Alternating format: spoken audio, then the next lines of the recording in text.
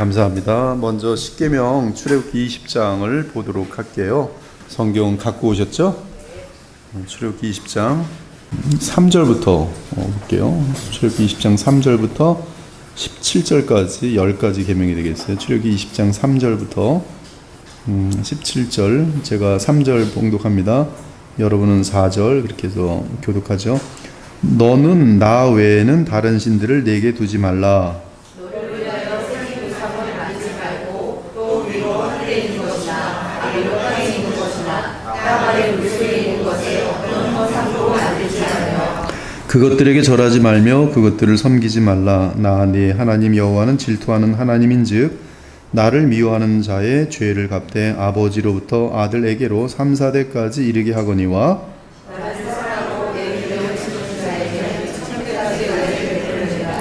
너는 내 하나님 여호와의 이름을 망령되게 부르지 말라. 여호와는 그의 이름을 망령되게 부르는 자를 죄 없다 하지 아니하리라. 엿새 동안은 힘써 내 모든 일을 행할 것이나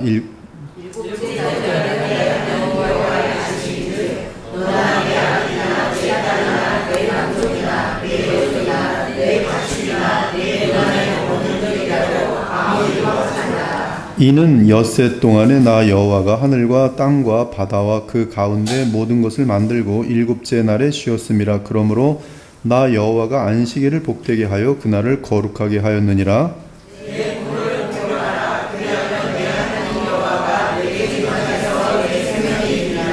살인하지 말라. 도둑질하지 말라. 내 이웃의 집을 탐내지 말라. 내 이웃의 아내나 그의 남종이나 그의 여종이나 그의 소나 그의 낙이나 무릇 내 이웃의 소유를 탐내지 말라. 그 다음에 신명기 5장을 보시면은요, 신명기 5장 이제 가나안 땅에 들어가기 직전에 다시 한번 십계명에 대해서 모세가 선포하는 내용입니다. 7절부터 21절까지가 되겠어요. 한번 또 동일한 내용이겠지만 다시 한번 항상 외우세요. 출애굽기 20장, 신명기 5장 여기에 십계명이 담겨 있다고 아시면 되게 유익이 될 겁니다. 신명기 5장 7절 나 외에는 다른 신들을 내게 두지 말지니라.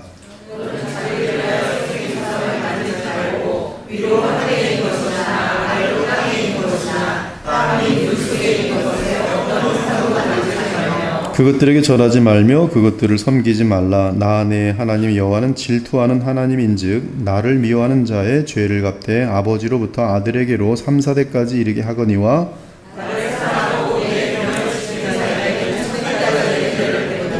너는 내 하나님 여호와의 이름을 망령되이 일컫지 말라. 나 여호와는 내 이름을 망령되이 일컫는 자를 죄 없는 줄로 인정하지 아니하리라.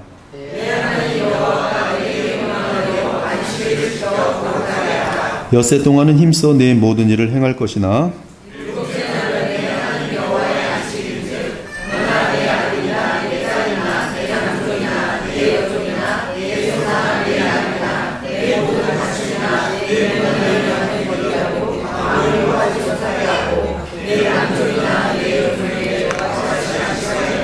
너는 기억하라. 내가 애굽 땅에서 종이 되었더니 네 하나님 여호와가 강한 손과 편팔로 거기서 너를 인도하여 내었나니 그러므로 네 하나님 여호와가 네게 명령하여 안식일을 지키라 하느니라.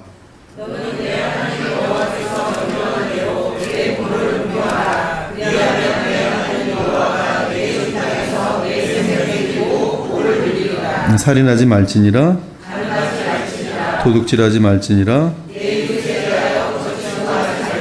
네 이웃의 아내를 탐내지 말지니라. 내 이웃의 집이나 그의 밭이나 그의 남종이나 그의 여종이나 그의 소나 그의 낙이나 내 이웃의 모든 소유를 탐내지 말지니라.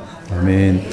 여기서 보실 때 한번 그 출애굽기 20장에서 11절을 보시면은 그 안식일을 지켜야 되는 이유를 출애굽기 20장 11절에 보면 안식일을 지켜야 하는 이유를 거기서 정확하게 명시하고 있어요.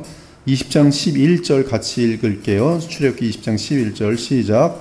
이는 엿새 동안에 하늘과 땅과 바다와 그 가운데 모든 것을 만들고 일곱째 날에 쉬었습니다. 그러므로 나 여호와가 안식일을 복되게 하여 그날을 거룩하게 하여 여기 보면 출애굽기 20장 11절에서는 안식일을 지키는 이유가 바로 창조의 어떤 그 리듬, 창조의 어떤 규칙, 창조 가운데에서 일곱째 날에 하나님이 쉬우셨고 그날을 복되게 하셨다. 그래서 이 창조와 관련하여서 안식일 계명의 이유를 설명하는 내용이 11절에 담겨 있어요. 그런데 그 신명기 5장을 넘어가시면은 그 신명기 5장 15절에 보면은 이제 안식일을 지키는 이유가 여기서 달라집니다. 여러분 이것이 이제 이런 것들이 우리는 거의 생각하지 않고 넘어가죠. 그래서 보통 사람들이 아는 것은 안식일을 구약에서 지키는 이유는 창조의 리듬만 가지고서 하나님께서 6일 동안 일하시고 제7일에 안식하셨기 때문에 안식일을 지킨다라는 그 개념만 가지고 있는 분들은 이제 부족해지는 것이죠. 여러분 직접 눈으로 확인하겠습니다. 신명기 5장 15절 시작.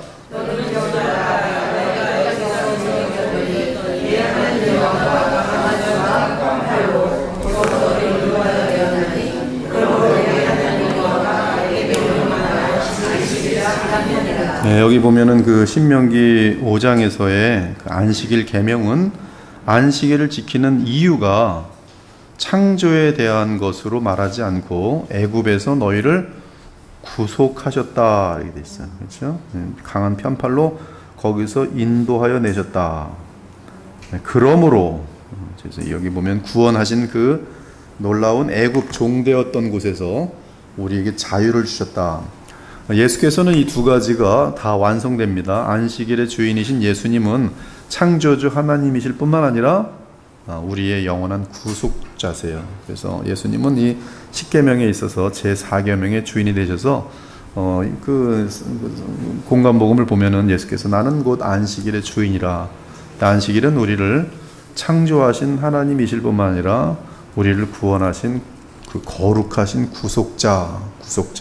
성경에 보면 계속 이 구약은 전체 그래서 구원하시는 거, 타락한 인간들을 죄로부터 마귀의 권세로부터 이 구속하심이 우리의 안식과 맞물리는 것입니다. 그래서 이 안식이라는 것은 지금 우리에게는 창조의 리듬 속에서의 하나님의 완성을 기뻐하는 안식도 안식이지만 그것은 또 우리가 궁극적으로 새하늘과 새 땅에서 누릴 그 안식을 바라보게 하고 또 이미 임한 우리는 안식을 지금 주님 안에서 누릴 뿐만 아니라 더 함께 맞물려지는 것은 예수 그리스도의 십자가와 그리고 그로 인한 부활로 말미암는 구속이 우리에게는 바로 이 7일의 어떤 패턴 속에서 주의 날을 지켜야 되는 그런 구조가 되는 것이, 그래서 이 구속이라는 그것 때문에 구속의 완성이 되는 주의 날, 즉 6월절 날에 죽으시고 금요일 날 그리고 주일 날에 부활하신 부활의 날을 바로 이 신명기 5장에서 안식일을 지키는 그림자, 이의 표인 그 부분에서 완성인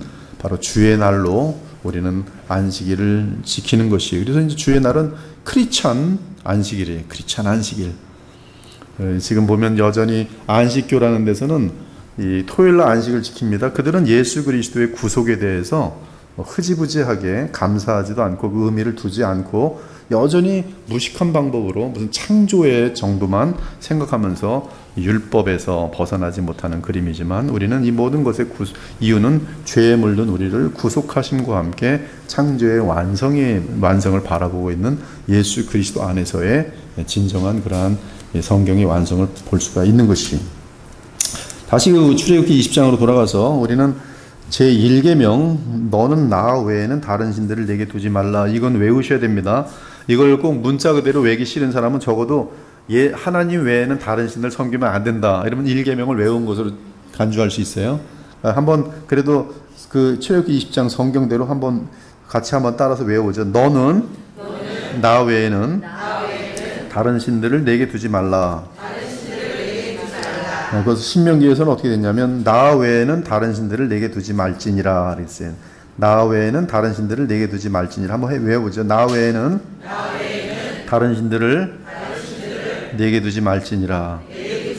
제2계명은 되게 길어요. 길어서 이거 상당히 중요한 내용이 담겨 있다는 뜻인데 그 2계명의 내용을 요약하면은 우상을 만들지 말라. 제2는 우상을 만들지 말라. 우상을 만들지 말라. 우상을 통하여 나를 섬기지 말라.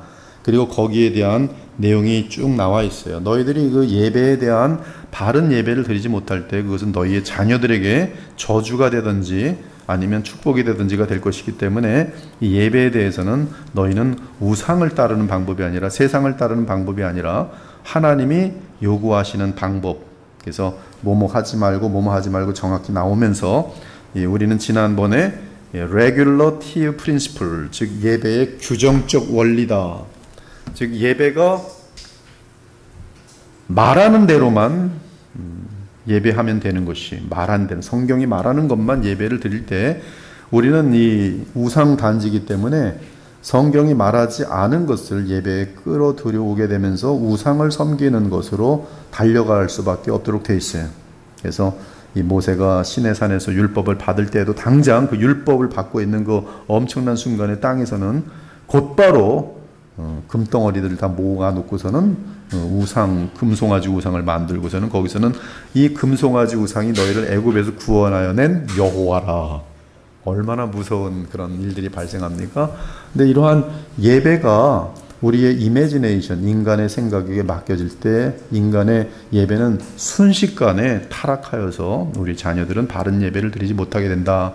이것이 윌리엄슨이 지난주에 제2계명과 함께 알려준 내용의 대단히 중요한 핵심입니다. 이것은 리폼드, 개혁주의에서 예배에 대한 어떤 너무나 아름다운 규칙이죠. 그러므로 우리 교회가 리폼드에 서 있는 교회로서는 성경에서는 예배가 무엇으로 드리냐면 오직 영과 진리로 예배할지니라. 이것이 예배의 모든 것이 영과 진리, 진리 대신 예수 그리스도, 진리 대신 하나님 말씀, 그리고 성령의 역사를 통한 하나님과의 교통이.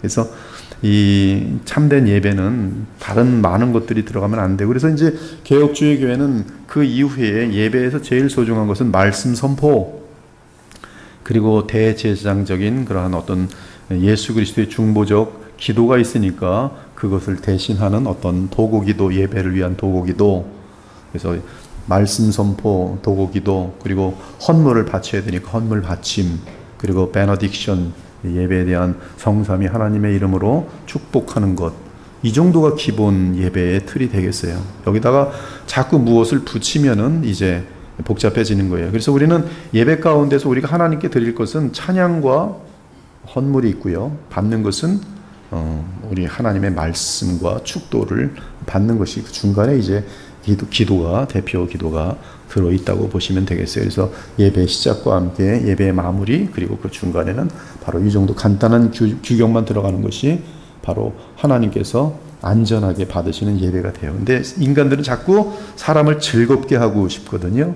그러니까 춤도 들어오고 예배가 춤이 됐어요. 그래서 사람들은 춤을 보면서 뭐든지 하나님을 죄가 아니면 영화롭게 할 수 있는 방법을 다 동원하자는 거예요. 춤도 들어오고 또 촛불도 들어오고 향도 들어오고 또 아예 조명도 이왕이면 더 조명도 멋있게 하고, 그러면서 이제 사람들은 자기네들의 눈과 귀의 감각이 되는 예배들을 만들어가면서 이제 예배는 하나님을 위한 예배가 아니라 금송아지를 만들어 놓고 이것이 너희의 여호와라 하면서 그 앞에서 뛰놀며 먹고 뛰놀더라. 광란이 되는 거, 광란.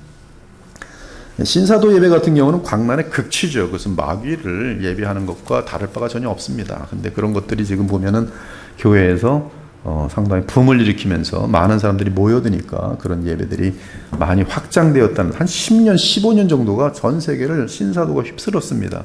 그런 것들은 이제 이러한 하나님 말씀 솔라 스크립추라, 여기에 대해서 경시하고 말씀을 소홀하게 하는 데서 만들어진 그러한 것들이. 그래서 루터교나 카톨릭 같은 경우도 예배를 보면은 전에도 지난주에 말씀드렸지만 목사는 웬 뭐가 이렇게 꽃갈콘을 뒤집어 쓴 때부터 시작해서 뭐 옷도 이상하게 만들고 뭐 복장도 만들고 색깔도 집어넣고 뭐 하는 일도 많고 무슨 향을 또 이렇게 흔들면서 다니고 뭐 굉장히 자기네들만 아는. 근데 한국도 그래요. 한국도 제사 지낼 때 보면은 뭐 갑자기 제사 복잡한 거 막 해놓고서는 이건 여기다 놔야 되고 뭐 사관 여기다 놔야 되고 그걸 모르면 막 혼을 내면서 거기서 권위를 찾죠. 제사 딱 운영하면서 모자 이렇게 딱 쓰고서 옛날에 얼마나 제사 가지고 사람들을 이 기강을 잡았는지 모릅니다. 그것도 모르냐고, 너네들이 선조들도 모르고 무슨 복을 받냐고 빽빽 하면서. 그럼 아이들은 아무것도 모르다가 뭐 누가 가르쳐 준 적도 없이 예배 드리지 못하는 게 정상인데, 제사 드리지 못하는 게 정상인데, 그걸 가지고서 자신들의 권위를 세웠는데,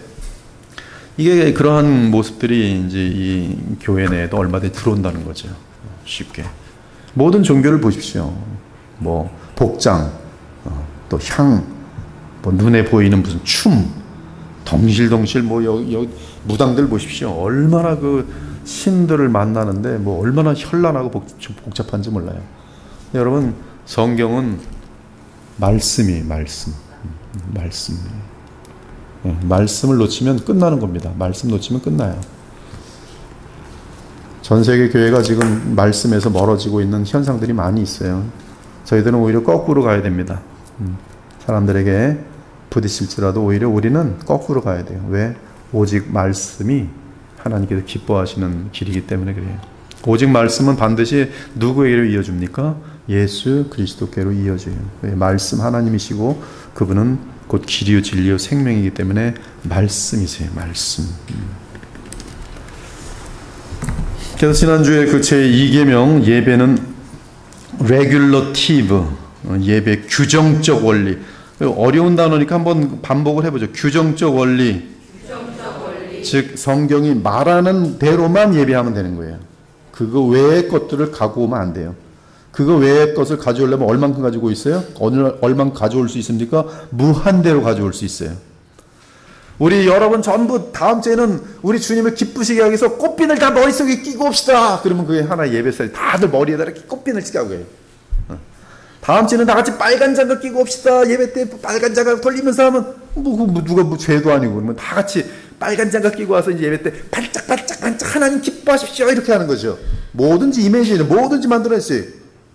우리 머리 스타일을 하나님을 영어롭게 하는 표현으로 이렇게 위로 올립시다. 뭐 다 할 수 있어요. 다음 주에는 빨간 옷, 무슨 노란 옷으로 입고 바지는 무엇으로 옵시다. 하나님은 우리가 매주마다 옷감을 바꿔가면서 입으면 너무나 기뻐하실 것입니다. 재롱둥이처럼. 예배 스타일로 만들 수 있어요. 그러면 매주마다 그냥 막 옷을 바꿔 입으면서 다 그걸 규격화시키는 거죠. 첫째 주는 빨간 주에 파란 바지, 첫 번째 여자들은 무슨 블라우스에 뭐 계속 만들어 하는 거죠. 예배에 들어오는 거예요. 끝이 없죠. 근데 그렇게 하고 있잖아요, 지금. 점점 많아지잖아요. 선교도 점점 방법이 많아져요. 자, 제51문 제2계명에서 금하는 것은 무엇입니까? 제2계명은 형상들이나 하나님의 말씀으로 영하지 않으신 하나님의 법으로 하나님을 예배하는 것을 금합니다. 네, 제52문 제2계명에 첨부된 이유라고 보다고 내용이라고 보시는 게 나을 것 같아요. 첨부된 내용은 무엇입니까? 첨부된 내용은 우리를 다스리시는 하나님의 주권과 우리가 그의 소유물인 것과 그분 자신의 경배에 그가 갖는 열정입니다. 거기 보면 2계명의 뒤에 붙어있는 내용들에 대한 첨부 내용에 대한 설명이에요. 그 1번부터 5번까지의 성경 구절이 있는데 교우님께 기회를 드릴게요. 되겠습니까? 예. 여호와께서 호렙산 불길 중에서 너희에게 말씀하시던 날에 너희가 어떤 형상도 보지 못하였은즉 너희는 깊이 삼가라. 그리하여 스스로 구별하여 자기를 위해 어떤 형상이든지 조상을 새겨 만들지 말라. 남자의 형상이든지 여자의 형상이든지. 예, 예배와 관련해서는 절대로 하나님은 무한하시고 영원하신 분이신데요. 무한과 영원이라는 것은 시간과 공간에 속하지 않는다는 뜻이에요. 시간과 공간을 창조하신 하나님은 시간과 공간에 속한 우리로서는 그분의 어떤 모습도 어떠한 것도 이미지네이션 할 수 없습니다. 하나님의 실체는 우리 피조물로서는 알 수가 없어요. 그 하나님은 우리를 창조하시고 모든 만물을 창조하시고 만유 가운데 계십니다. 그래서 이 범신론들이 헷갈리는 거예요. 그러나 범신론으로만 계신 것이 아니라 만유 가운데 계시는 하나님의 신성이 모든 피조물 가운데 있지만 하나님 자체는 존 칼빈이 말한 것처럼 저 너머 하나님이세요. 즉 창조주로서 시간과 공간을 초월하시는 그 밖에 계시는 하늘에 계시는, 여기 하늘은 두 가지 개념입니다. 하나는 제3천층 하늘을 얘기할 수도 있고요. 또 뭐 스카이 또는 우주, 또 그 다음에 이 제3천층 낙원이라 하는 그런 하늘일 수 있고요. 그러나 이 세 가지 하늘 전체도 피조의 세계예요. 피조의 세계. 천사들도 피조된 존재들입니다. 영적인 존재들도 피조의 세계예요. 여러분 인간은 영적인 존재입니다. 그러나 여러분의 영은 시작이 있어요. 시작. 영혼이 있었다가 이렇게 뭐 살만 붙은 게 아니라 여러분의 영혼은 시작이 있어요. 그리고 그 시작과 함께 영혼이 존재합니다. 영혼이 존재하지만 그러나 영원한 존재라고 말하지 않아요. 왜? 시작이 있기 때문에. 근데 하나님은 시작이 없으세요. 무한하세요. 영원하세요. 천사 영적인 존재입니다.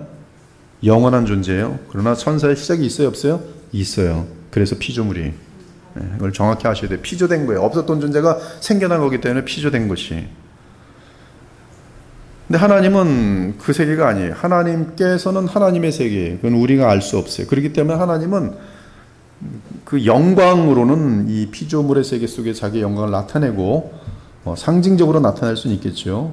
심지어 사람의 모양으로도 나타낼 수 있어요. 구약에서는 여호와 하나님께서 천사로 나타나시는데, 물론 이 모든 것들은 예수께서 몸을 입으시기 전에 하나님의 말씀, 독생하신 하나님께서 구속자시기 때문에, 거룩하신 이시기 때문에 구약에서도 여호와의 천사로 등장하신 분은 우리는 거의 예수께서 몸을 입기 전에 구약에 나타나시는 그런 현상으로 보는 것이 정상일 것이. 그럼에도 불구하고 이 하나님의 세계는 우리로서는 알 수가 없어요. 그러므로 하나님에 대한 어떤 형상을 빚어서 만든다든지 이런 것들은 절대로 이것은 우상 숭배로 연결되는 거기 때문에 절대적으로 금해야 됩니다. 있을 수가 없어요. 2번 내가 너희에게 명령하는 이 모든 말을 너희는 지켜 행하고 그것에 가감하지 말지니라. 네, 이거 얼마나 중요한 말씀이면 이렇게 확실하게. 3번 오라 우리가 굽혀 경배하며 우리를 지으신 여호와 앞에 무릎을 꿇자. 네. 4번 그리하면 왕이 내 아름다움을 사모하실지라. 그는 내 주인이시니 너는 그를 경배할지어다. 5번 예. 너희는 도리어 그들의 제단들을 헐고 그들의 주상을 깨뜨리고 그들의 아세라 상을 찍을지어다. 너는 다른 신에게 절하지 말라. 여호와는 질투라. 이름하는 질투의 하나님이니라. 예, 이 질투라는 뜻은 지난번에도 말씀하셨지만 질투라는 것이 언약 관계가 없는 곳에서의 질투는 죄입니다. 그러나 언약 관계 속에서의 질투는 사랑의 진심이에요. 그래서 결혼한 부부는 질투를 해야 됩니까? 안 해야 됩니까? 예를 들어서 결혼했는데 남자가 바람이 났어요. 박수 쳐줘야 됩니까? 아니면 질투해야 됩니까? 질투해서 화를 내야 됩니까? 후자가 진정한 사랑이에요. 여호와께서는 우리와 결혼하셨어요. 언약 관계예요. 그러므로 우리가 하나님 외에 마귀를 사랑하거나 마귀를 가까이 하면 하나님은 어떻게 돼요? 질투하신 하나님이. 옳습니까? 틀립니까? 옳아요. 옳은 거예요. 아름다운 거예요. 그만큼 우리를 진심으로 사랑하시는 거예요. 하나님께서. 그런 의미에서의 질투예요. 근데 이러한 언약 개념이 없이 뭐 이제 성경을 처음 보는 사람은 하나님도 질투하신대. 질투 그러면 하나님도 질투하는데 난 질투할 거야. 저 사람 5개 있는데 난 1개뿐 질투할 거야. 이러면서 나 합리화시키면 그건 바보가 되는 거예요. 오늘날 제2 계명보다 더 흔하게 범하는 계명이 없기 때문에 우리는 이 계명이 경시하는 몇 가지 방식에 대해서 알아보려고 한다. 제2 계명은 사람이 주 예수 그리스도의 새겨진 형상이나 그림을 만들려고 시도할 때 깨진다. 되게 중요한 부분인데요. 예수 그리스도 그분은 하나님이자 사람이세요. 근데 여기서 중요한 것은 하나님이자 사람이신 그분은 하나님의 위격이 3개인데 성부, 성자, 성령이신데요. 이것을 위격이라고 부르기도 하고 품격이라고도 부르기로 해요. 근데 지금 한국에서는 제가 볼 때는 저는 이제 번역자인데요. 거의 위격으로 통일되어 있어요. 이 위격은 영어로는 person, 어떤 지정을 갖고 있는 독립적인 판단 기준이 있는 어떤 자유의지적인 존재가 person인데, 이 서로 다른 person이 하나님 안에 있어요. 성부, 성자, 성령에. 곧 성부는 성령이 아니시며 성령은 성자가 아니시고 성자는 성부가 아니십니다. 단일 신론자들은, 유니테리언들은 성부는 곧 성령이고 성령은 곧 성자고 성자는 곧 성부라고 하면서 구별이 없어요. 이단입니다. 반면에 삼신론자들은 하나님은 세 명이라 그래요. 그래서 이 인도의 신처럼 또 무슨 뭐 불교의 어떠한 뭐 창조, 뭐 진화, 또 무슨 사라짐 뭐 이러한 식으로 해서 삼신론자들이 종종 등장하는데, 예, 하나님은 성부 하나님, 성자 하나님, 성령 하나님 하면서 세 하나님이 있다. 이건 완전히 또 이단입니다.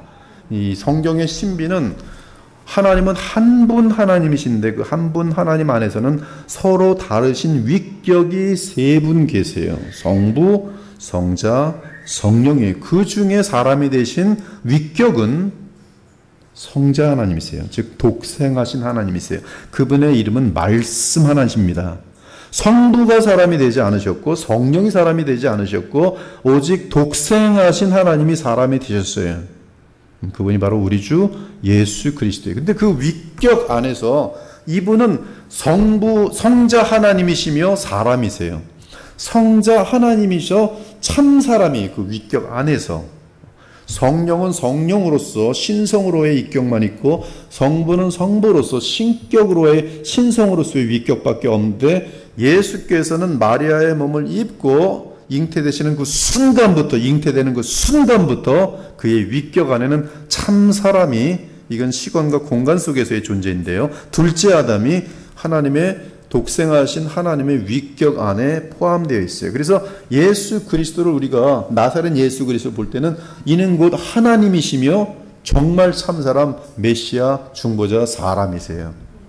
여기에 이제 그리스도가 누군지에 대해서는 그 전까지는 이 동정녀 탄생 전까지기는 오직 하나님이시기만 한 말씀 하나님이지만, 그분이 우리를 위하여 사람이 되시는 순간부터 지금으로부터 그때로부터 영원토록 한 예수 그리스도의 위격은, 즉 독생하신 하나님의 위격은 하나님이자 사람이세요. 그리고 부활하신 이후로는 하나님이자 완성된 영광의 사람이세요. 그래서 계시록에서는 그를 인자 같으니, 사람과 같이 생겼는데 영광 가운데 계시고 그의 신성과 신비하게 연합되어 있는 존재란 뜻이, 신비하기 끝이 없어요. 우리가 신앙생활하면서 이 모든 신앙에는 우리가 하나님의 계시를, 하나님께서 주신, 그분이 우리에게 자신을 보여주신 그러한 계시를 볼 때 이것을 우리는 알 수가 없습니다. 피조물로서는 그냥 계시는 받는 거예요. 오직 받을 수밖에 없어요. 제 마음속에 제가 말하지 않으면 우리 아내도 모릅니다. 제가 지금 무슨 생각을 하는지. 그러나 방금 나 이런 생각했어요. 그러면 그 말을 하는 순간 아내가 그딴 생각했어. 그러면 안단 말이에요. 근데 하나님께서 우리에게 알려주지 않으면 하나님의 생각을 우리는 알 수 없습니다. 그러나 하나님께서 자신의 생각을 우리에게 알려주시니 그 생각이 바로 이 성경인 것이. 그래서 성경에 대한 신뢰를 먼저 갖고, 그리고 성경에는 먼저 하나님이 누구신지에 대해서 알려주는데, 이 하나님에 대해서 알려주는 것이 인간의 이 논리와 이성을 초월해요. 근데 그 초월되는 부분에 대해서는 믿음으로 받는 것이, 믿음으로 받고 그리고 나서 그 믿음 안에서 우리에게는 논리라는 이성적인 부분이 자연스럽게 진행되게 돼 있어요. 그래서 이 논리 때문에 신학이, 조직 신학이라는 것이 가능하고 성경 신학이라는 것이 가능하고 신학이라는 것이 가능해지는 거예요. 신학은 모순이 없습니다. 신학은 대단히 정교해요. 머리가 아주 이성적으로 뛰어날지라도 성경은 조금도 모순되지 않아요. 단지 성경에는 우리가 믿어야 되는, 믿음에서 시작돼야 되는 부분이 반드시 있어야 될 뿐이에요. 하나님의 존재와 그리고 하나님의 성삼위 하나님, 그리고 바로 지금 말씀하신 이 성자 하나님의 위격에는 그가 마리아로부터 잉태되는 순간부터 그는 하나님이자 곧 사람이신 위격이. 근데 그 예수님에 대해서 우리는 우상 범죄를 많이 범할 수 있다는 것입니다. 그래서 이 예수 그리스도의 새겨진 형상이나 그림을 만들려고 시도할 때 제2계명은 깨뜨려진다. 제2계명을 범하는 것이, 성경은 우리에게 한 분 하나님을 가르친다. 아멘입니다. 성경은 우리에게 세 위격, 즉 아버지, 아들, 그리고 성령을 본질에 있어서 같으시고 능력과 영광에 있어서 동일하신 한 분 하나님으로서 경배하도록 가르친다. 아멘입니다. 그래서 바울은 우리에게 말한다. 하나님을 금이나 은이나 돌에다 사람의 기술과 구안으로 새긴 것들과 같이 여길 것이 아니니라. 그리고 이사야 선지자는 묻는다. 그런즉 너희가 하나님을 누구와 같다 하겠으며 무슨 형상을 그에게 비겠느냐. 어찌 삼위일체 하나님의 형상을 만들어낼 수 있으며 어찌 하나님이자 사람이신 것들을 우리가 무엇을 가지고 비교할 수 있겠어요? 비길 수 있는 게 없습니다. 그것은 아무것도 만들어낼 수가 없어요. 하나님을 예수 그리스도를 눈에 보이게 할 수 있는 것, 그건 오직 하나님이 허락하신 것밖에 없어요. 뭐예요? 성만찬이. 그래서 성만찬은 visible gospel이에요. 즉 보이는 복음이. 성만찬은 곧 예수 그리스도의 피와 살을 우리에게 보여주신 하나님의 방법이에요. 그거 외에는 예수 그리스도를 우리에게 보일 수 있는 방법은 없어요. 그것은 인간의 이미지네이션이 거기 들어가게 돼 있어요. 그래서 제2계명이 깨지는 거예요. 우리는 오직 하나님께서 제정해 주신 성만찬으로만 예수님을 볼 수가 있어요. 중요하죠? 그래서 보면은 흑인들은 예수님을 흑인으로 그려요. 백인들은 예수님을 백인으로 그려요. 아직 동양 사람들에게는 그런 그림을 저는 아직 못 봤지만 언젠가 시도가 가능해요. 동양 사람 한국인으로 예수다. 그려놓고 아이들에게 가르치는 거예요. 예수님이 이렇게 생겼어요. 원래 한국 사람이야. 이렇게. 한국 사람 많죠 지금 뭐. 한국의 예수다. 이렇게. 형상을 그에게 비기겠느냐. 예레미야 선지자가 다음같이 말하는 것은 당연하다. 사람마다 어리석고 무식하도다. 은장이마다 자기의 조각한 신상으로 말미암아 수치를 당하나니 이는 그가 부어 만든 우상은 거짓 것이요 헛것이요 망령되이 만든 것인즉. 구약에서는 성삼위 하나님께서 말씀 하나님이 아직 사람의 몸을 입고 있지 않으셨기 때문에 여호와의 형상은 이 보이는 어떤 형상으로 절대로 만들 수가 없어요. 신약에서는 하나님의 형상 속에서 오직 예수 그리스도에 대한 것만 성찬이라는 것으로 보일 수가 있어요. 그리고 그 외에는 아무것도 허락이 안 돼요. 나머지는 예수 그리스도에 대한 어떠한 형상도 하나님에 대한 어떤 형상도 우상 숭배죄가 되면서 제2계명이 무너지는 것이.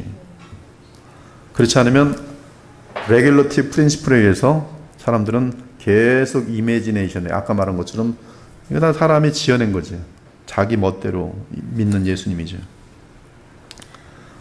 개신교들이 이러한 악을 인지하고 있었던 때가 있었다. 종교개혁 때 그들은 로마 가톨릭 교회 안에 있는 형상들을 보고 그것은 제2계명을 어기는 것이라고 이해했다. 비록 로마 가톨릭 교회가 그들은 이러한 형상들을 경배하기를 원하지 않고 단지 그 형상들을 통해 주님을 경배하기를 원한다고 조심해서 말했음에도 불구하고 개신교인들은 그리스도의 형상이나 모양을 만드는 것은 잘못된 것임을 알았다. 하지만 요즘은 많은 개신교인들이 로마 가톨릭 입장을 받아들인 것처럼 보인다. 그들은 이 사실을 깨닫지 못하고 있는지도 모른다. 그들은 여전히 신상, 즉 형상이죠, 우상이죠. 뭐라 그래? 그 하여튼 이렇게 만드는 거죠. 조각해서 만드는 거죠. 그 다음에 초상, 그림, 초상, 그림입니다. 이 형상과 그림, 거기는 이제 형상과 초상에 대한 그런 논쟁도 있었지만 어떤 거기에 중요한 차이가 있다고 생각할지도 모른다. 그러나 제2계명은 그 둘의 차이를 인정하지 않아요. 둘 다 우상 숭배예요. 그 계명은 주의 어떠한 형상을 만드는 것을 금지하는 것과 마찬가지로 어떠한 닮은 모양을 그리는 것을 금지한다.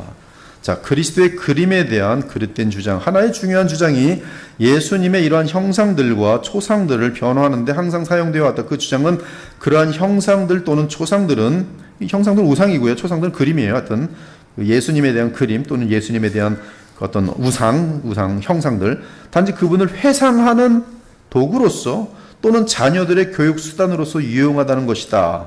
그럴듯하죠, 항상 인간을 위해서. 이에 반대하여 우린 다음과 같은 결정적인 사실들을 믿는다. 자, 우리는 예수께서 실제로 어떻게 생기셨는지 알지 못한다.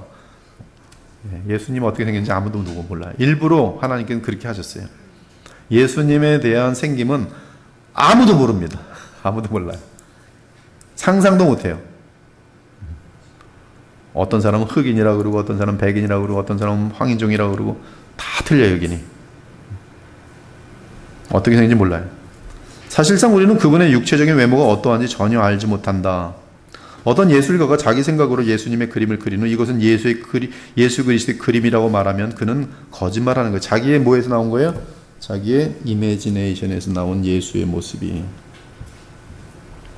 그 그림은 거짓이요 조롱거리. 둘째, 우리가 그러한 유사물을 만들 때 우리는 예수 그리스도의 인성을 그분의 신성으로부터 구별된 것으로 하여 생각한다.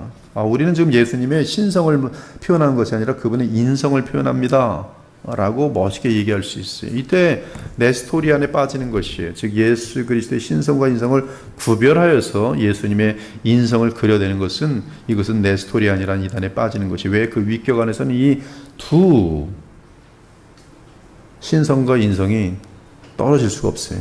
연합되어 있어요.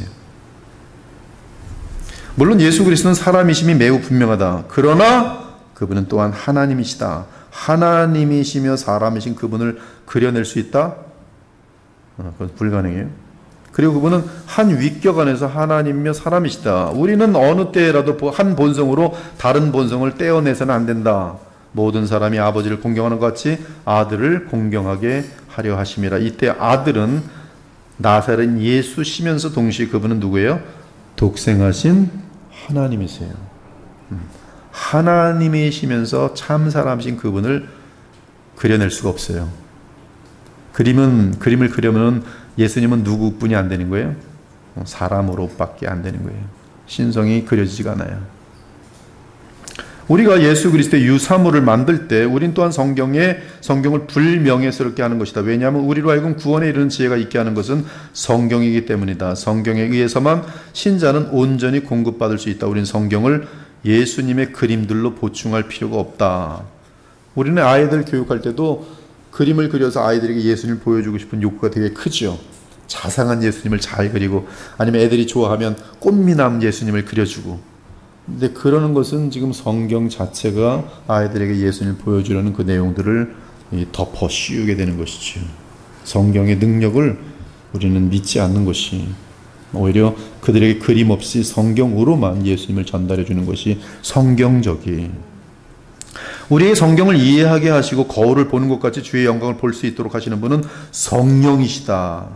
성령께서 예수님을 알게 하는 것이, 예수께서 친히 약속하셨어요. 보혜사가 오시면 그가 내 영광을 나타내리니, 즉 보혜사가 예수님의 영광을 나타내요. 내 것을 가지고 너에게 알리겠습니다. 그러므로 우리가 예수님의 유사물을 만들 때 우리는 성령을 불명예스럽게 하는 것이다. 즉 우리는 유사물을 통해서 예수님을 알리고자 하지만 예수님을 알리는 분은 누구십니까? 성령이세요. 유사물이 아니라. 그러므로 우리는 예수님을 알리기 위해서는 누구를 의지해야 됩니까? 성령을 의지하고 말씀대로 예수님을 알려주면 되는 것이.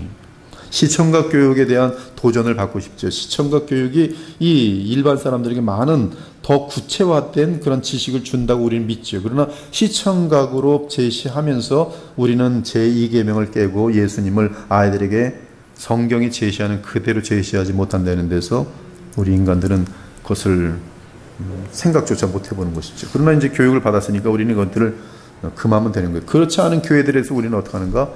한번 얘기는 해볼 수 있어요. 그렇게 하지 않는 것이 그 성경적이지 않습니다. 그렇지만 그들이 박박 우길 때는 싸울 필요 없어요. 그럼 가세요. 우리는 우리끼리.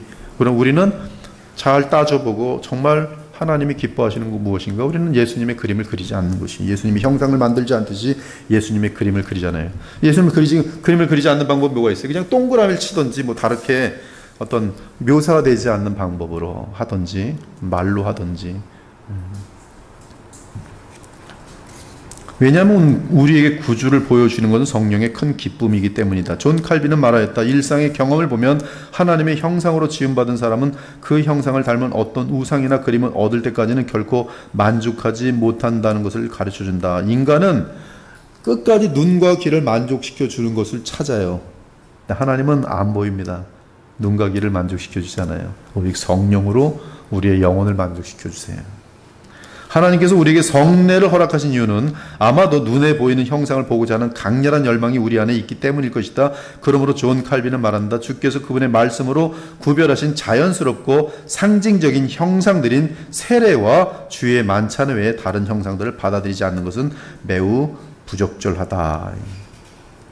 그렇죠? 이 세례와 주의 만찬 외에는 우리는 다른 형상을 받을 수가 없어요. 그러나 그것은 하나님께서, 예수께서 친히 세워주신 것이기 때문에 우리는 마음껏 적어도 성찬을 통해서는, 또 세례를 통해서는 우리가 하나님과 및 예수 그리스도의 모양을 거기서 볼 수가 있는 것이. 우리가 앞에서 언급했던 것처럼 이러한 형상들을 지지하는 주장 중 하나는 그러한 형상이 여러분 계시록 읽어보면은 계속 굉장히 많이 나오는데 그 예수님의 그 모습이 말로 표현이 안 됩니다. 말로 표현이 안 돼요. 지금 그 반모섬에서 사도 요한은 그 영광의 예수 그리스도를 보는데 굉장히 말로 표현이 안 돼요. 최선을 다해서 표현하지만 본 그대로 진실하게.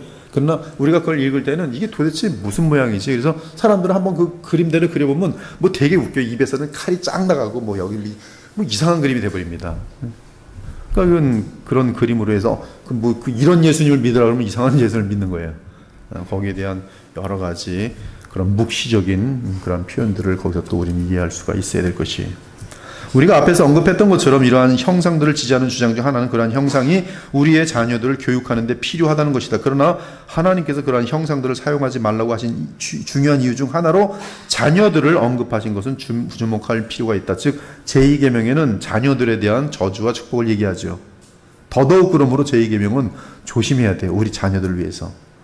이에 대한 이유는 분명하다. 부모와 교사들로부터 무엇을 배우든지 우리는 그것을 사실 및 바른 것으로 받아들이는 경향이 있다. 우리 자녀들은 부모와 목사가 가르치면 그냥 그대로 받아들입니다. 적어도 뭐 한 4살부터 뭐 예를 들어서 한 뭐 15살 이 정도는 그냥 엄마의 권위, 아빠의 권위, 목사의 권위, 학교의 선생들의 권위 그냥 듣는 대로 배워요. 뭐 3살짜리가 아니에요 따지면서 듣는 거 봤습니까? 그래 모르죠. 그냥 그대로 그냥 먹는 거예요. 만약 부모들이 자녀에게 이러한 형상들과 조상들이 악하다는 것을 말해주지 않으면 자녀들은 그것들이 괜찮은 줄 알 것이다. 이것이 지난 몇 세대 동안 대부분의 개신교 교회에서 일어났던 일이다. 처음에 예수의 형상들은 주일학교 교재를 통하여 들어왔다. 자녀는 어느새 그것들이 익숙해졌다. 그들은 이러한 예수의 형상들이 문제가 없다고 느끼면서 자라왔다. 이제 성인이 된 그들은 예배의 자리에 이러한 형상들을 들여오고 있다. 스테인드 글라스 창문들이 들어오고 그 창문들에게는 막 예수님의 얼굴도 그려져 있고 뭐 하나님의 얼굴도 그려져 있고 막 그러죠. 모자이크 같은데 많이 있습니다. 여러분들 그 동방교회 같은 데 보면 뭐 엄청나게 많아요. 다 그림들로 가득 차 있어요. 성삼위 하나님 다 그려놔요. 그래서 어떤 교회에 가면은 큰 그림을 그렸는데 이게 구름 속에서 세 신이 얼굴 이렇게 내밀고 내려와요. 세 신 누구예요? 성부 하나님, 성자 하나님, 성령 하나님 이렇게 내려다봐요.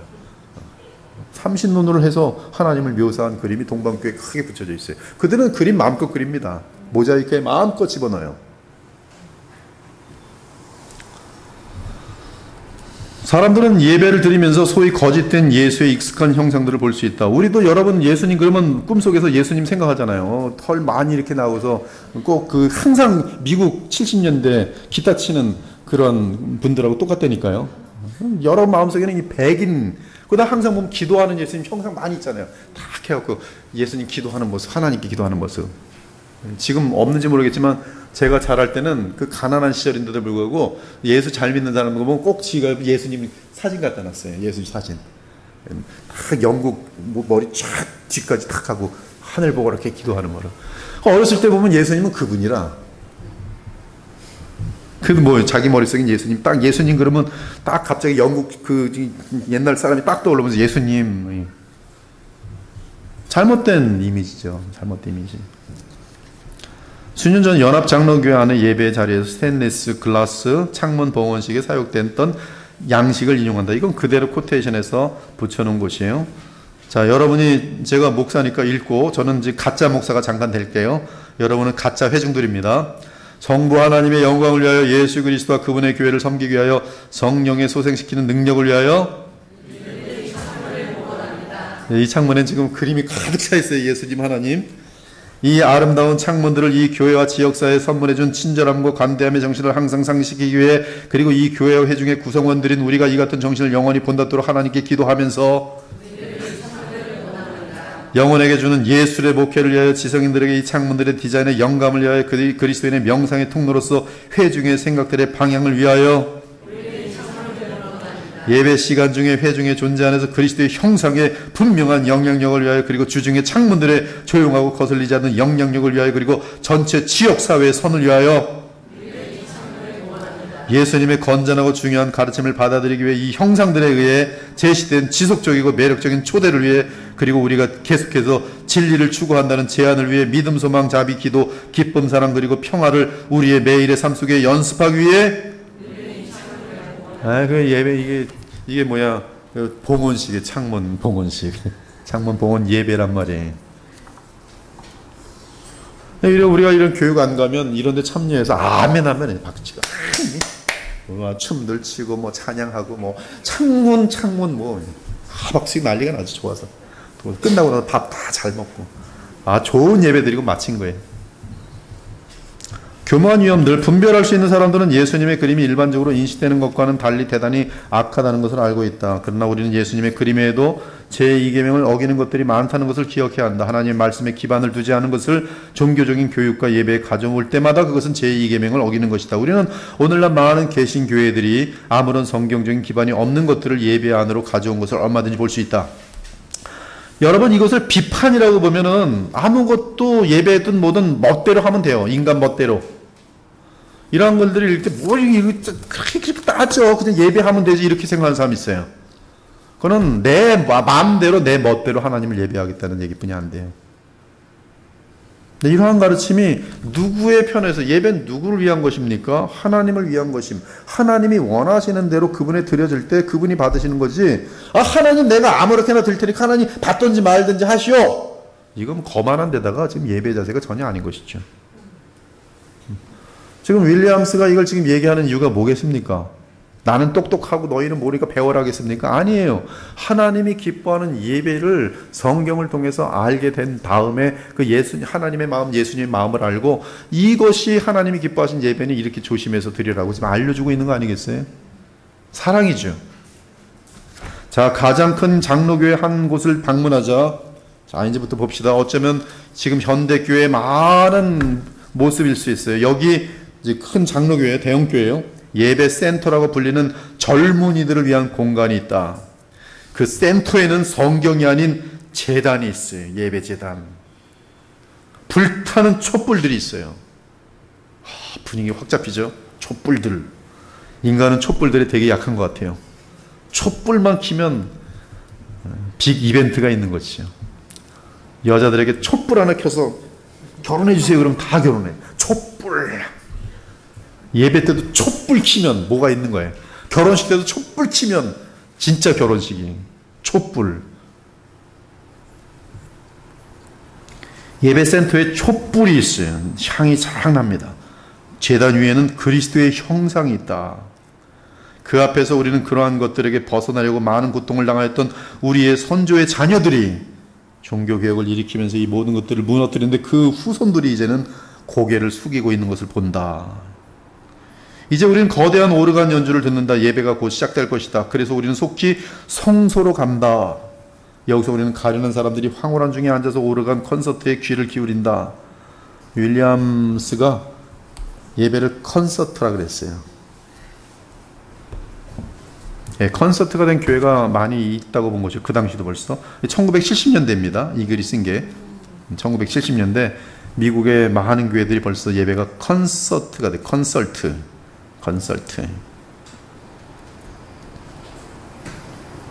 예배가 콘서트가 되니까 신들이 났죠. 자기 자랑하기에 얼마나 기회예요. 자기 장점을 내실 수 있는 예배가 콘서트가 되니 수천 명이 모여있고, 야, 내가 얼마나 춤을 잘 추는지 보여줘야지. 내가 얼마나 노래를 잘하는지 보여줘야지. 얼마나 악기를 잘 내가 다루는지 보여줘야지. 콘서트를 딱 얼마나 좋은 기회입니까? 행렬이 시작된다. 사람들은 천천히 행진한다. 그들은 특별한 종교적인 예복을 입고 있다. 갑자기 목사들도 그렇고 쫙 뒤를 따르는 사람들이 예복을 쫙 입고 합니다. 거룩해 보이죠. 경건해 보인다. 근데 그들은 금 십자가를 들고 있어요. 금 십자가 앞에 가서 사제가 또는 목사가 쫙 들고 갑니다. 불이 켜진 촛불들이 있어요. 그들이 모두 제자리에 앉으면 조명이 켜집니다. 그리고 갑자기 목사가 들어옵니다. 그는 검은 가운을 입고 있고 목에 빨간 망토를 두르고 있어요. 설교를 위한 시간은 거의 없어요. 저처럼 설교했다면 돌 맞아 죽습니다. 딱 설교는 10분에서 20분 사이가 최고예요. 넘어가면 사람들이 테스트했어요. 사람이 얼마나 한 사람의 말을 쭉 들을 수 있는가. 얼마인지 아세요? 7분이. 7분 넘어가면 그 다음부터 안 들리는 거예요. 설교가 그래서 짧을수록 좋은 거예요. 그 사람들이 딱 듣기 시작해서 아직도 듣고 있을 때 그때까지 딱 마치는 거예요. 7분 설교. 7분 설교 들어보셨습니까?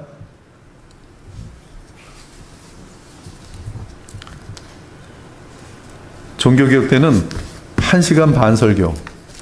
바울은 에베소에 설교할 때 밤새도록. 과거에 종교개혁 시대 때는 설교가 한 번 되면은 뭐 어떤 때는 뭐 한 5시간, 3시간. 지금 이 시대에 글쎄 아마 가장 많이 설교하는 데는 한 1시간 반? 저희 교회는 한 50분.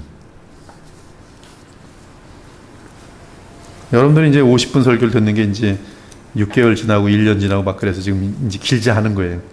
그러나 20분 설교, 10분 설교 듣는 분들이 딱 오면 뭐야? 10분 딱 지나고부터는 그 다음에 이제 멘붕이 오는 거죠. 목사님 왜 저러지? 왜 아직도 안 끝나는 거지? 너무 질려도 너무 질린다. 예배 드리고 할 때는 질린다 이러면서 하는 거예요. 질린다. 그렇게 되는 거죠. 왜? 지금 여러분 그 유튜브도 뭘 제일 많이 보는지 아세요? 쇼츠. 몇 초에 몇 초. 그것만 봐요 사람들. 더 이상 그거 이상은 싫어요. 쇼츠를 끝내는군요.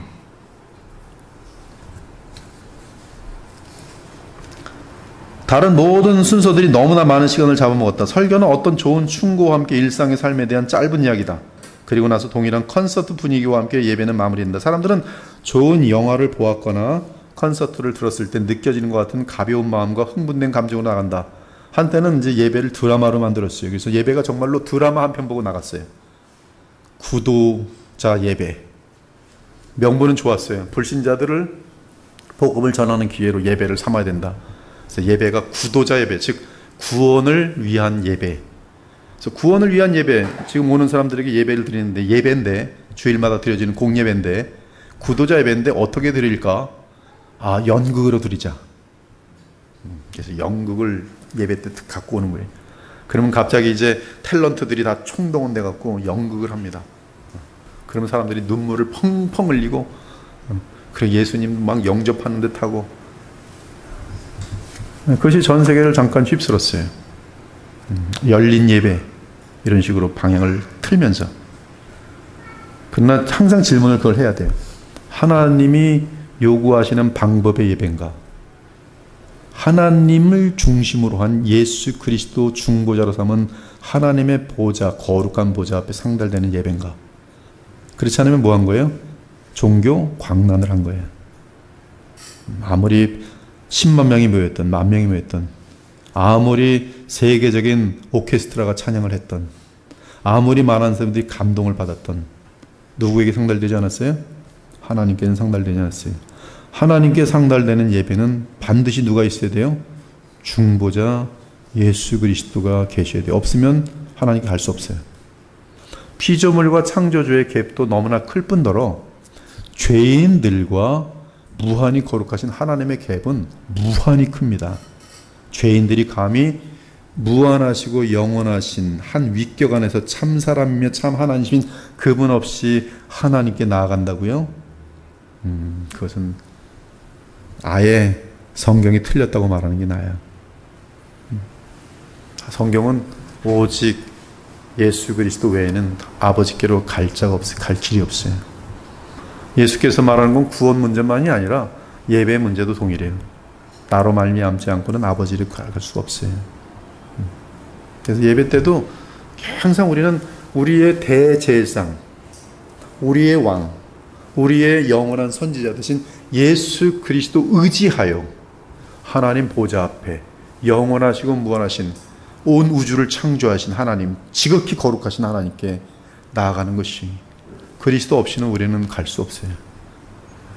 이 간단한 진리를 놓치면 끝나는 거예요. 예배는 성립되지 않아요. 성립되지 않으면 뭐 하는 거예요? 분명 말합니다. 그냥 종교적 광란이에요. 그 광란은 이방 세계에도 얼마든지 있어요. 얼마나 예배 많이 드리는데요. 무당들이 얼마나 예배를 많이 하는데, 제사를 많이 드리는데, 이슬람 얼마나 기도 많이 하고 예배 많이 드리는데요, 알라에게. 문제가 뭐예요? 중보자가 없어요. 사람으로 오신 메시아가 없어요. 하나님이 없어요. 우리를 구속하신 구속의 내용이 없어요. 다 가짜 예배, 가증한 예배, 하나님이 받으실 수 없는 예배.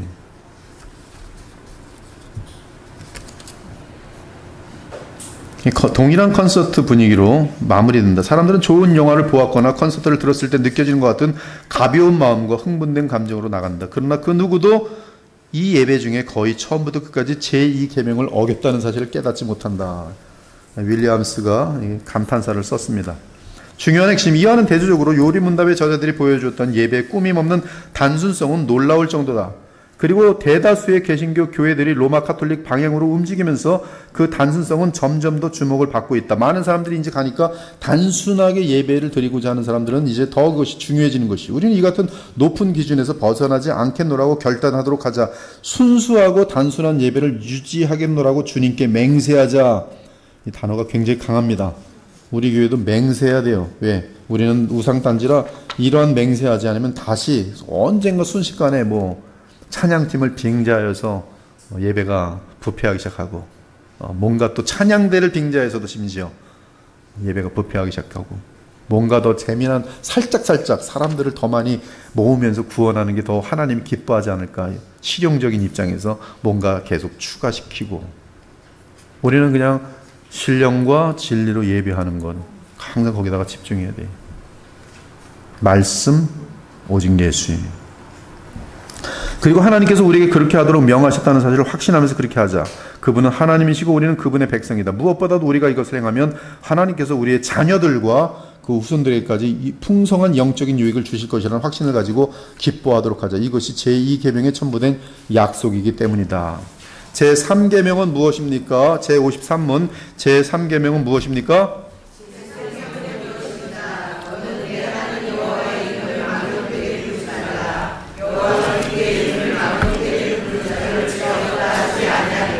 예, 죄 없다 하지 아니하리라. 죄 있다 하면 무슨 일이 생깁니까? 예, 죄 있다 하면은 여러분에게 하나님께서 찾아오지 않으시죠. 하나님께서 굉장히 불쾌하시죠. 주님이 불쾌하는 일을 계속하면서 주님 구하옵나니 구하옵나니 그러면 야, 넌 어떻게 계속 나한테 이렇게 불쾌한 일을 하면서 구하기는 이렇게 구하냐니. 뭘 안 주실까요? 여러분, 그 예수 그리스도를 믿을 때 최고의 복은 평안이에요. 평안이란 것은 보통 큰 축복이 아닙니다. 마음의 평안. 평안이란 것은 하나님께 걸릴 것이 없다는 것이, 양심적으로 그리스도 안에서 의지하는 가운데 하나님께서 또 자기가 자기를 알아요. 여러분, 자기가 자기를 사랑하는 것은 굉장히 아름다운 겁니다. 자기의 양심이, 신앙 양심이 자기를 칭찬하는 것은 거기 평안이 있다는 뜻이에요. 죄를 지으면 그 양심이 무너져서 화인 맞아서 평안을 갖던지 가짜 평안이죠. 이거는 멸망밖에 없어요. 아니면 계속 불안한 거예요. 반복적인 죄를 범할 때 가장 무너지는 게 뭔지 아십니까? 평안이에요. 평안을 찾을 수가 없어요. 언제까지 평안이 오지 않는지 아십니까? 진심으로 회개할 때까지는 평안이 오지 않아요. 그 평안을 얻는 방법은 둘 중에 하나라니까요. 양심이 화에 맞든지 아니면 주님께 회개하든지. 양심이 화에 맞으면 괴물이 되는 거예요. 위선자가 되는 거예요. 목사인데 가짜 목사가 되는 거고, 장로인데 가짜 장로가 되는 거예요. 집안 식구들은 다 알아요. 우리 아빠 가짜야. 교회에서만 장로인 척 해요. 거룩하고 다 쇼지요. 바리새인들 돼서 쇼. 난 거룩한 것 같아. 말만 멋있게 해요. 되게 종교적으로 해요. 그러나 돈 문제 같은 거 걸리면 바로 성질이 드러납니다. 배악하고 무섭고 정체가 드러나요. 그러므로 하나님 앞에 망령되게 부르는 것은 이런 모든 영원한 가치가 있는 것들을 놓치는 길이. 제54문 제3계명에서 요구하는 것은 무엇입니까?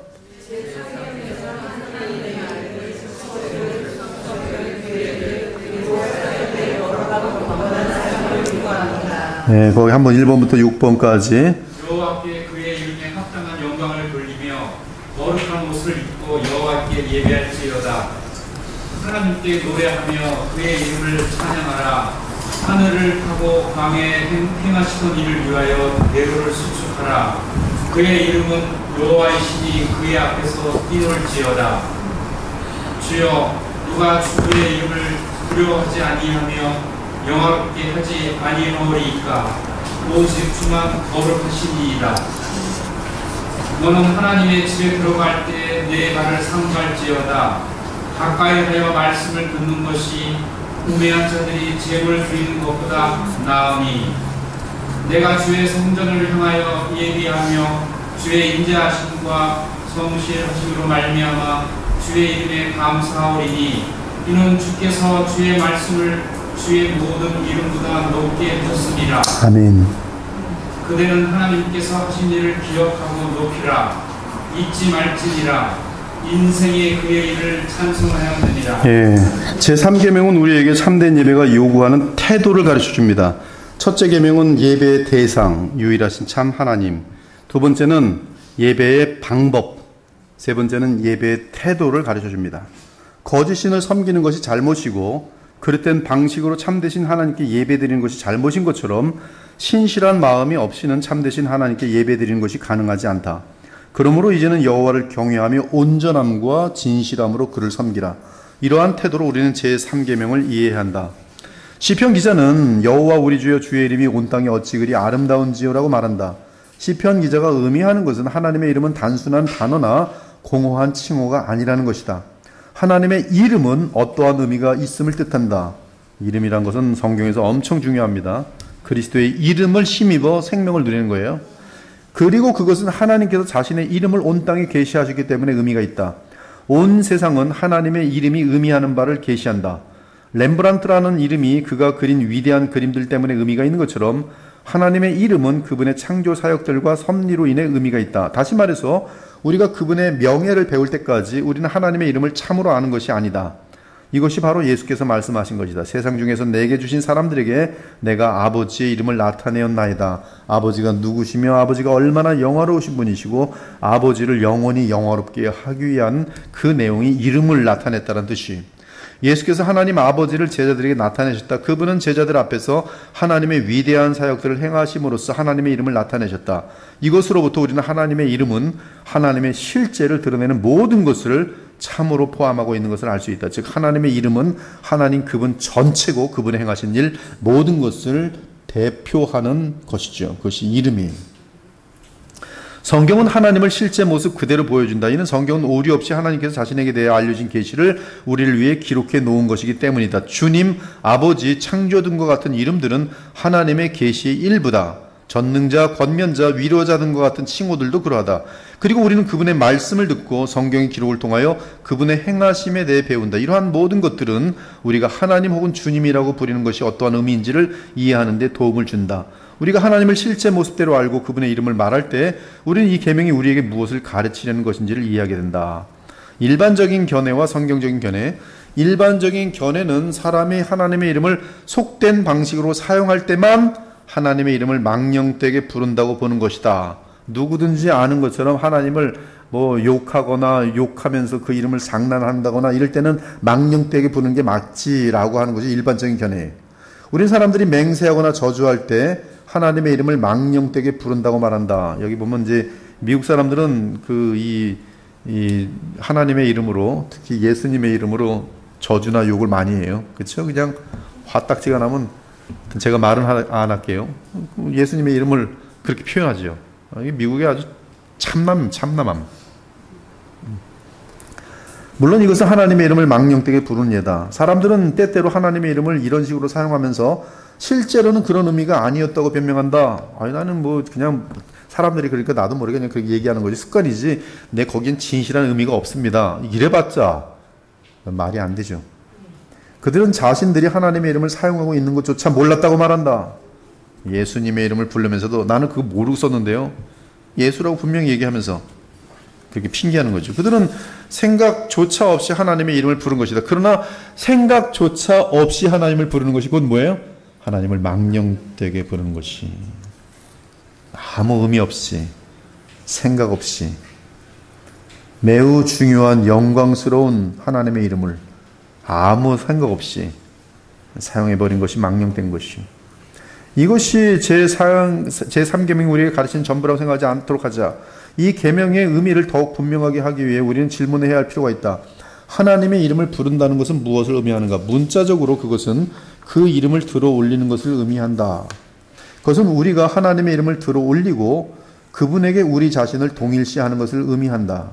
우리는 여자가 결혼할 때 그녀가 하는 일을 생각함으로써 이것을 설명할 수 있다. 그녀는 남편의 성을 취한다. 이제 미국의 경우인데요. 그녀가 결혼 서약을 할 때 그것이 진실이라면 그녀는 남편의 성을 영구적으로 취할 것이다. 그녀는 죽음이 그들을 갈라놓을 때까지 남편의 이름을 취할 것이라고 말할 것이다. 그녀는 남편의 이름을 망령되게 취하지 않는다. 이것이 지금 그 자신의 모든 삶에 그 이름이 들어가는 것이, 그 이름, 하나님의 이름, 하나님과 결혼하는 것이, 언약하는 것, 맹세하는 것이, 비슷한 방식으로 그리스도인은 자신의 믿음을 사람들 앞에서 고백한다. 그는 사람들 앞에서 예수 그리스도를 주와 구세주로 모신다고 맹세하며 선할 것이다. 세례의식이죠.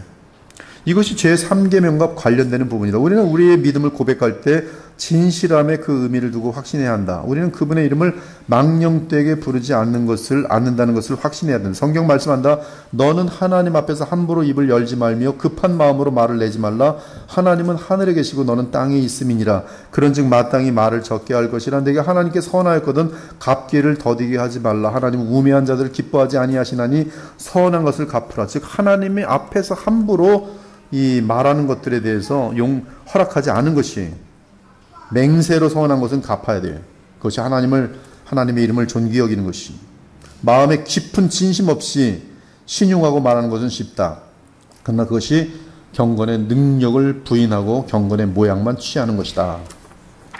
그러나 우리는 누구도 하나님의 이름을 망령되게 부르는 죄에서 완전히 자유로운 사람은 없다는 사실을 깨달아야 한다. 그리스도인으로서 이 계명을 완벽하게 지키기 위해서는 깊은 신실함과 경건함이 없이 하나님이나 예수라는 단어를 듣거나 말하지 않아야 함이 요구될 것이다. 정말 예수님 이름, 성령, 성령의 이름은 하나님의 이름입니다. 성령, 공식적인 하나님의 이름이.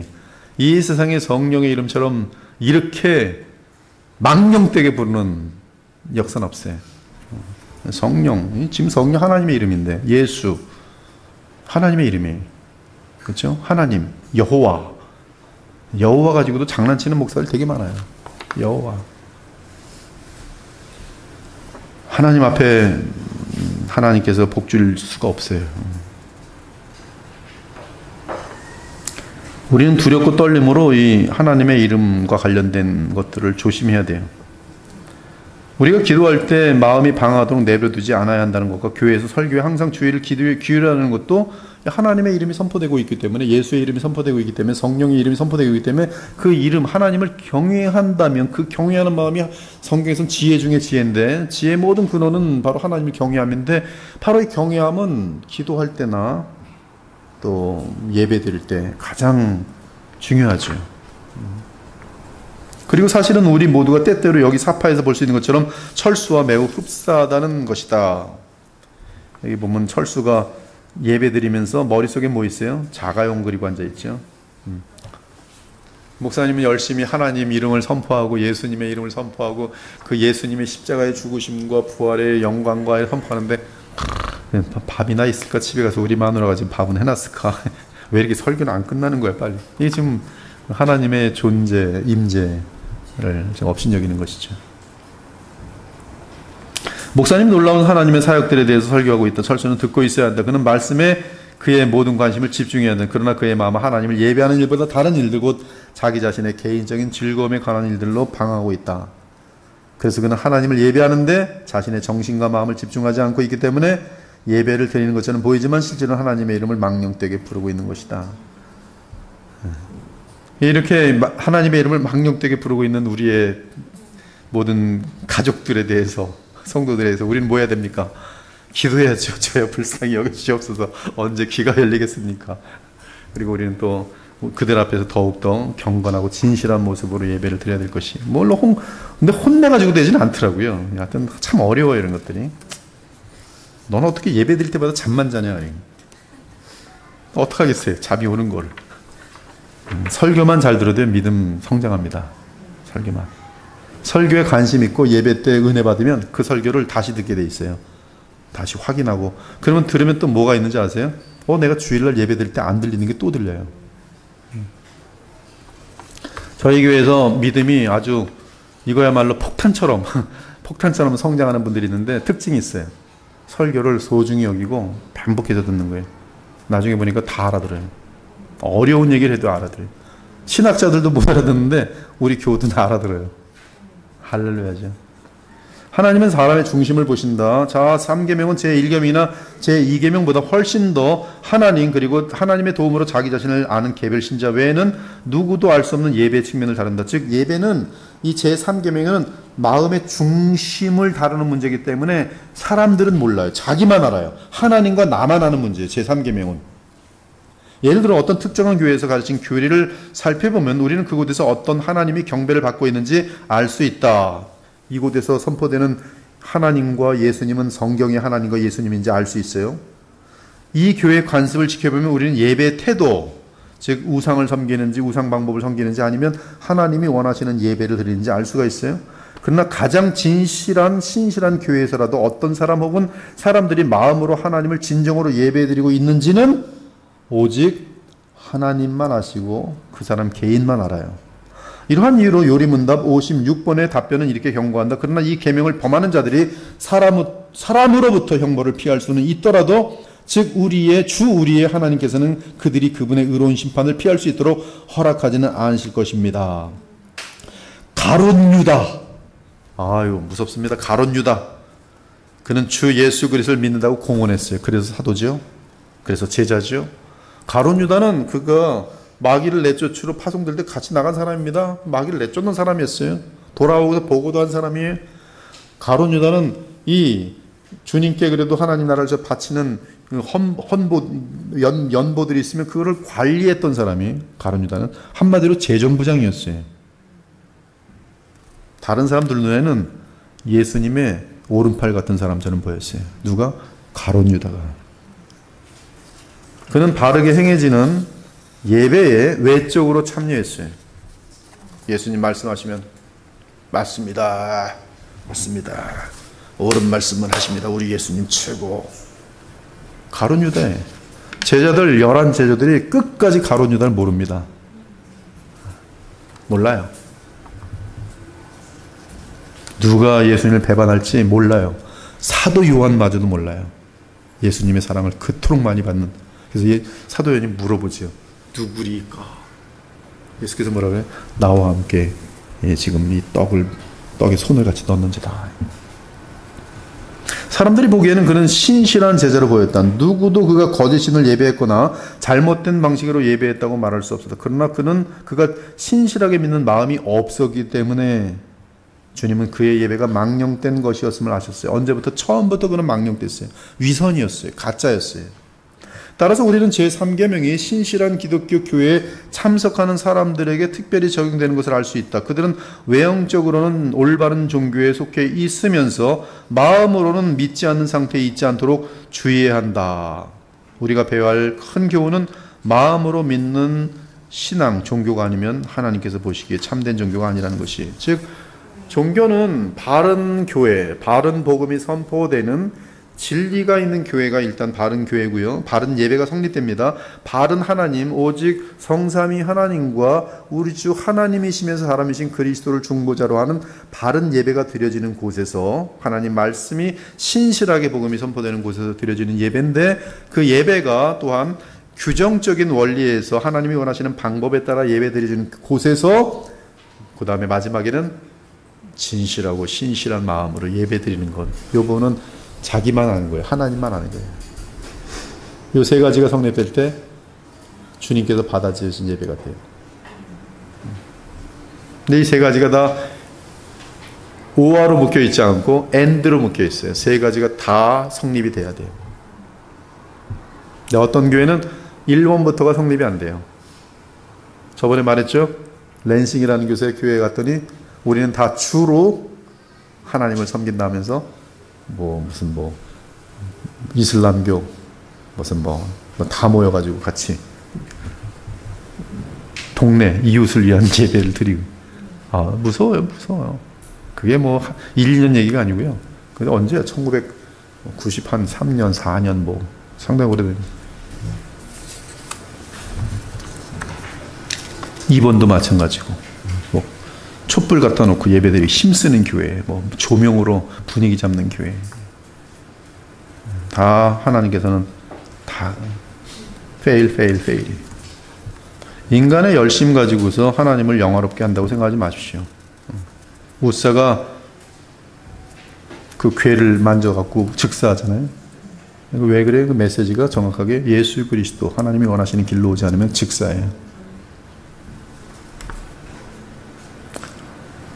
어떤 맹세는 옳다. 마지막으로 제3계명과 맹세에 관해 말할 필요가 있다. 어떤 사람들은 그리스도인은 어떤 경우든 맹세해서는 안 된다고 생각한다. 이게 여호와의 증인 같은 경우 그렇게 하지. 여호와의 증인은 되게 이상한 데예요. 참 그 전쟁 군대도 나가지도 않고 또 뭐 맹세도 하지 않고. 그는 이 견해를 지지하기에 예수님의 말씀을 인용한다.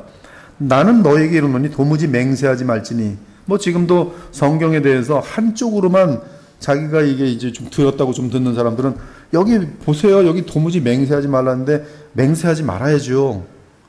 그래서 맹세하지 않으려 그러면 이 사람은 맹세하지 않기 위해서 뭐 해야 되는지 아세요? 결혼식 하면 안 됩니다. 결혼식이 뭐예요? 맹세하는 건데. 얼마나, 그 다음에 무슨 뭐 장관 같은 거나 뭐 이런 데도 가면 안 돼요. 뭔가 공무원들 될 때 다 뭐예요? 맹세예요. 이 대한민국에 충성하기로 맹세란 단어가 얼마나 많은데요. 서약도 다 맹세입니다. 계약도 해서는 안 돼요. 계약 깨트리면 뭐예요? 딱 계약을 깨트리면 다 자기가 벌금 내야 되잖아요. 여러분, 그래서 계약이라는 것은 대단히 조심해야 돼요. 계약엔 왜냐하면 계약 사인한 순간에 어블리게이션이 걸려요. 피하지 못합니다. 법이 있어서. 근데 이게 다 서약, 계약은 다 뭐예요? 맹세예요. 근데 맹세하지 말라고요? 뭘 그럼 어떻게 살겠다는 거예요? 신뢰가 어디 있어요? 지금 이 말씀은 그런 말씀이 아니에요. 이는 하나님의 보좌이며 땅으로도 하지 말라. 이는 하나님의 할등상이요 예루살렘으로 하지 말라. 이는 큰 임금의 성이며 내 머리로도 하지 말라. 하지만 이 전체 구절을 주의 깊게 읽어보면 우리 주님이 정죄하신 것은 하나님의 이름 외에 다른 종류의 것들로 맹세하는 일반적인 유대인 관습인 것을 알 수 있다. 유대인들은 하나님의 이름이 아닌 다른 것으로 성전으로 맹세하고 하늘로 맹세하고 이런 식으로 하나님의 이름이 사용되지 않기 때문에 그는 원하는 만큼 자주 맹세해도 죄를 짓지 않는다고 생각했다. 지금 하나님의 이름으로 맹세하지 않았으니까, 성전으로 맹세했으니까 깨트려도 하나님의 이름이 아니니까 난 벌받지 않아. 바로 그런 개념이에요. 이 모습은 오늘날 예수 그리스도는 하나님과 같은 단어 사용을 피하면서 내가 지옥 뭐 이렇게 맹세하는 경우가 어떤 걸까요? 내가 성을 갈지, 약속 안 지키면 내가 성을 갈지, 내가 이거 약속 안 지면 지옥이나 들어갈게. 이런 것들도 다 이제 함부로 이제 맹세하는 그러한, 예수께서 정죄하는 그러한 교훈인 것이죠. 예수는 이러한 간접적인 방법으로 하는 맹세도 원칙적으로 하나님의 이름으로 직접적으로 맹세하는 것처럼 잘못된 것이라 말씀하셨다. 예를 들어 어떠한 그리스도인도 의로우고 거룩하신 하나님에 대한 엄숙한 생각 없이 지옥을 말해서는 안 된다. 그러나 우리가 강조하고 싶은 점은 이것이다. 하나님의 이름으로 맹세하는 것이 중대한 이유가 있고 올바른 방법으로 할 때는 적절하다는 것이, 이것은 오히려 구약 계명에서는 오직 맹세하라 그래요. 맹세하라. 여호와의 이름으로 맹세하라.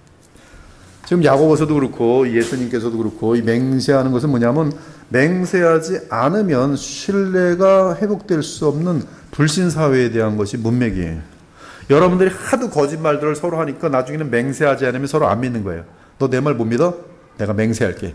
나 이거 진짜 거짓말이면 나 지옥 들어갈게. 이런 분위기. 크리스찬들의 제일 중요한 이 이미지가 뭔지 아십니까? 쫓아보죠. 신용. 크리스찬이에요. 사업가들, 학교. 다른 사람이 말하면 쟤는 거짓말 쳐서 못 믿겠는데, 얘 교회 다닌대. 그럼 뭐예요? 사회가 어떻게 돼? 교회 다닌대. 제 말은 확실해. 이것이 기독교의 메시지여야 돼요. 쟤 그리스도의 보혈교회 다니는데, 그럼 그걸로 끝나는 거예요. 그것이 주님이 원하시는 메시지. 크리스찬들은 예스 아니면 노라고 말하는 것으로 그냥 끝나는 거야 돼요. 맹세할 필요가 없을 만큼 신용 있는 사람이 돼야 돼요. 근데 크리스찬인데도 너 교회 다녀? 응. 너 지금 무슨 약속했어? 응. 나 너 못 믿겠는데? 그럼 무슨 말이에요? 너가 교회를 다니든 예수를 믿는다든 너도 똑같이 거짓말장이고, 보니까 요새 교회 다니는 애들 다 똑같더라. 뭐라 그래 지금 기독교를? 그 말이 무슨 뜻이에요?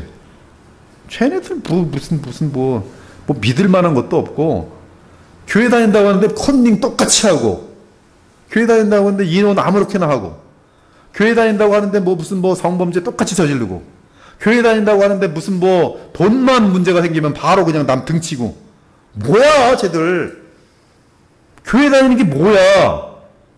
아무 메시지가 없는 거예요. 그저 세상 사람들은 열심히 노력해서 잘 먹고 잘 살려고 하는데, 교회에 다니는 사람들은 하나님 부르짖어서 요행스럽게 잘 먹고 잘 사는 것으로 아멘 사람들에게 이해하게 되는 거예요. 저 나쁜 놈들 공부 안 하고 밤새 기도하면서 수학 점수 100점 맞으려고 하고, 그리고 컨닝 기회에서 100점 맞으면 하나님이 컨닝 기회를 줘서 복 주셨다고 말하는 저 거짓말장이들. 그것이 지금 세상 사람들이 보는 기독교예요. 이들에게 예수께서 뭐라고 그래요? 도무지 맹세하지 말지니라. 즉 너에게 절대적인 신용을 회복하라는 것이, 너에게는 예스하면 그들은 예수로 믿는 것이고 아니면 아닌 거예요. 그것을 벗어나면은 범죄하는 거예요. 그만큼 뭐가 없다는 거예요? 내게 신용이 없는 거예요. 모든 사람들에게 신용을 얻어야 돼요. 농담이지만 강아지들한테도 신용을 얻어야 돼요. 주인이 뭐 해준다 그러고 안 오면요, 개들도 알아요. 우리 주인은 거짓말 하는구나. 그래서 너 뭐 줄게 그럴 때는 처음에는 신용을 쌓으면 뭐 주면 그냥 개들은 계속 흔듭니다. 왜? 주는 게 확실하니까.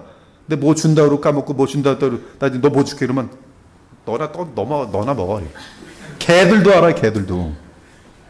개들한테도 신용을 지키셔야 돼. 개들도. 그래야 개들도 존경해요. 동물들도 압니다. 저거 신용 없는 놈. 크리스찬들이 신용이 제일 중요해요. 신용. 거짓 있으면 안 됩니다. 무엇으로 지금 신앙생활을 뭘 합니까? 너희들보다 내가 아파트 샀더니 더 이익이 떨어져서 나는 이게 복중에 복을 받았다. 이것? 그럼 누가 웃어요? 정주영이 웃고요. 삼성에 누굽니까? 이건희가 웃어요. 니들 백날 하나님 믿고서 그래 얼마 모았어? 100억? 야! 불신자들이 수백조를 거둬요. 수백조. 뭐라 그럴 거예요? 그 사람들이. 죄송합니다. 100억 하나님의 복신자. 당신들 수백조 어떻게 벌었어요? 하나님도 믿지 않는데. 너희들은 하나님 믿고 100억 벌었어. 나 하나님만 믿고 수천조 벌었다. 그럼 여러분이 믿는 하나님 뭐가 됩니까? 뭐가 됩니까? 여러분이 믿는 하나님은 그들에게. 그러나 그들이 할 수 없는 게 있어요. 죄를 못 이겨요. 여러분 죄를 이겨요. 정직해요. 그들이 정직하지 않을 때 여러분 정직할 수 있어요. 그것이 크리스찬이에요. 그들이 용서하지 못할 때 여러분 용서할 수 있어요.